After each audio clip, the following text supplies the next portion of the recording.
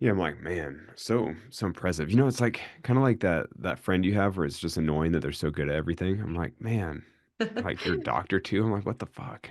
So I think what happened, my mom died when I was 15, and it kind of like left this like chaos in my life at like already kind of a chaotic age. This is Climbing Gold.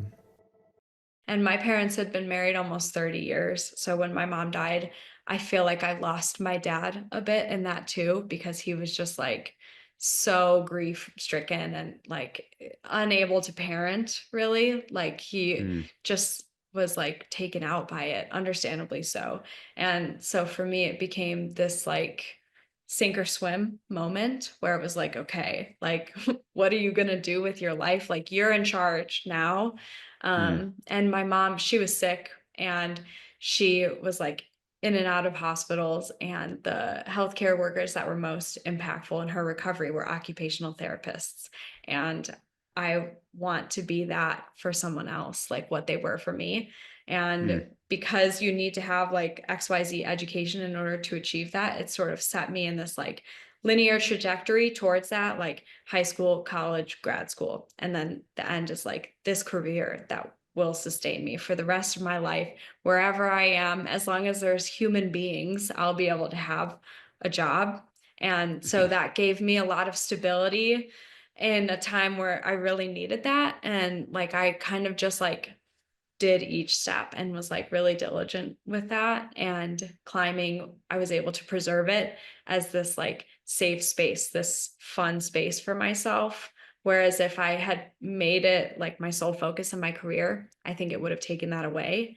And I really needed joy in my life. So I'm glad that I kept it completely separate because I had this really joyful pursuit that I happened to be talented at, and also like the stability and this goal that came from school. And so it was kind of just one foot in front of the other for a long time. So when you were young and these other climbers are driving you to and from the red, like 14 hours in the car all the time, did they know what you were going through with family? And, you know, is that sort of the community that Yeah. supported you through that? Yeah, they knew. Everybody knew. It was a very small, tight-knit community. And actually, like she had passed away when I was on my way home from the Red. Oh So man. we like got home at like 1:30 or 2 in the morning. And like she had called me on the way and was like so pissed that I was getting home so late.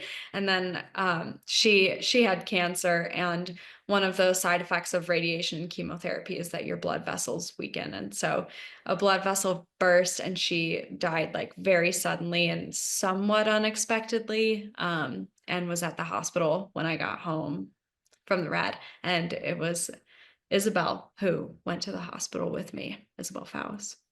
Wow. Yeah. That's so heavy.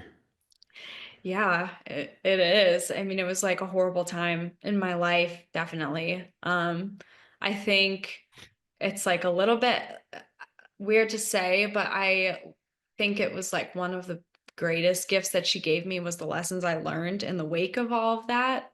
And like the skills that I had to get and the person I became because of it. But obviously I would like give it all back just to have my mom.